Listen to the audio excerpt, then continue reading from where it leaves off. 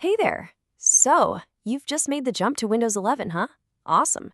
If you're feeling a little lost, don't sweat it. We're going to spend the next few minutes going over the absolute essentials to get you feeling right at home and totally in control. Yeah, I get it. Your screen looks totally different. That start button isn't a new Scott. You might be asking yourself, where did everything go? Trust me, you are not alone. But the good news? It is way simpler than it looks. Let's get you oriented. Okay, so our whole mission here is to turn that confusion into confidence. We want you to start thinking about your computer less like this complicated machine and more like your own personal digital workspace. So let's dive in and start with the basics, shall we? First up, your new digital desk. This is all about the home base for everything you do. We're going to start right where your computer lands you, the desktop. The best way to think about it? It's literally like your physical desk. It's your main workspace where you keep all the stuff you use the most. All right, let's do a super quick tour of the major landmarks here. First, you've got your background or wallpaper. You can change that to anything you want. Then you have these icons. These are your files and apps. Down at the bottom, this whole bar is your taskbar. Think of it as your command center. Then way over on the right, you've got the system tray. That's for quick stuff like your clock, volume, and Wi-Fi. And of course, the good old recycle bin, which is basically your safety net for when you accidentally delete something. Okay, let's clear up something that trips up a ton of people. The difference between a shortcut and the real file. See that little arrow on the icon? That means it's just a shortcut. It's like a signpost pointing to the actual app or document. You can delete the signpost all day long. The building is still there. But if you delete the real file, the one without the arrow, well, that's what gets sent to the recycle bin. That tiny little arrow is everything, so keep an eye out for it. Now, let's talk about the Start menu, which you'll notice is now front and center. This is your launchpad for pretty much everything. When you click it, you'll see your pinned apps right there for easy access. There's also a button for all apps, which, well, it shows you all your apps. And of course, this is where you find the power button to shut down or restart. It's the central hub for telling your computer what to do. And hey, here's a quick pro tip for you. If there's an app you use constantly, like every single day, find it in the Start menu, give it a right click, and choose Pin to Taskbar. Boom! It'll now live right there at the bottom, ready for you with just one click.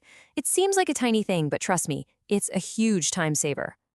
All right, section 2, juggling your applications. This is all about putting your computer to work. So you know how to launch stuff now, which is great, but the real magic of a computer is being able to juggle a bunch of things at once, right? So how do you manage all those open windows without going crazy? Well, Windows 11 has some awesome tools for this.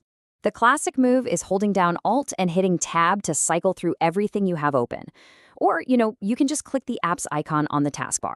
But the real game changer, in my opinion, is Snap Layouts.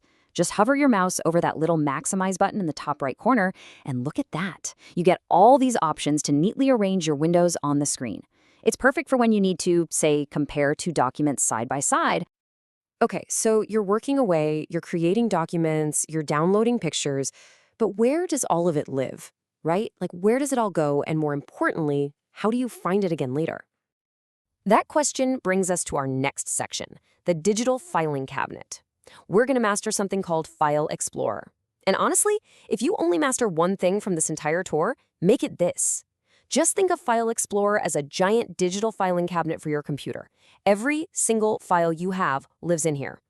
So when you open it up, don't get overwhelmed. It's pretty simple. Over here on the left, that's the navigation pane. It's got quick links to all the important places like your documents, downloads, pictures. You get the idea.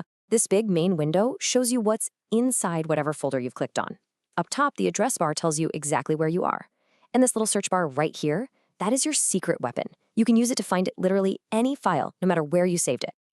Really, organizing your files just boils down to a few basic steps. First, you create a new folder to act as a container. Super easy. Just right-click and go to New Folder.